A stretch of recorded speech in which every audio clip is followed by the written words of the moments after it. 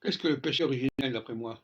Le péché originel, c'est quand Elohim, quand le culte d'Elohim s'est associé au culte d'Asherah.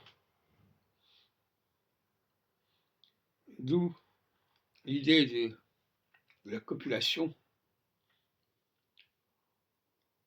entre un être masculin et féminin, alors que dans le premier chapitre de la Genèse, il disait Adam a été créé à l'image d'Elohim, masculin et féminin.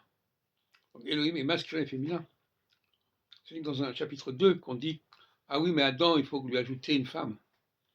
Donc ce qui a été créé à Adam au départ, c'était un être qui se complétait à lui, qui se suffisait à lui-même, une androgyne si on veut.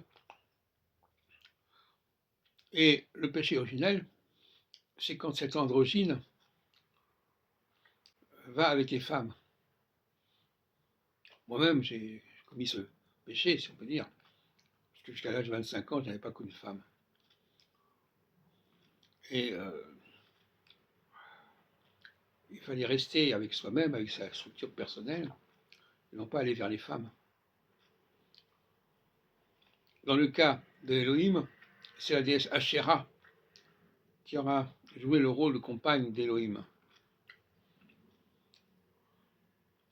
Et ça explique la rédaction du chapitre 2 de la Genèse, où on explique que, alors normalement, Adam est à l'image de Dieu, d'Elohim, il est mâle et femelle, mais quand on passe au chapitre 2, de même que Elohim n'est plus tout seul puisqu'il est avec Asherah, eh bien Adam n'est plus tout seul puisqu'il est avec Ève. Voilà. Ça, c'est ce qu'il faut corriger. Il faut expliquer que le vrai Adam, ce n'est pas l'humanité tout entière.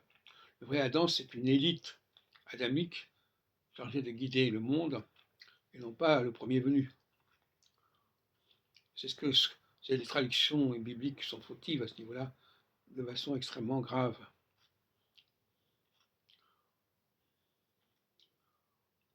Donc, il faut corriger ce texte. De toute façon, moi, je considère qu'il faut garder dans la Bible que le premier chapitre de la Genèse.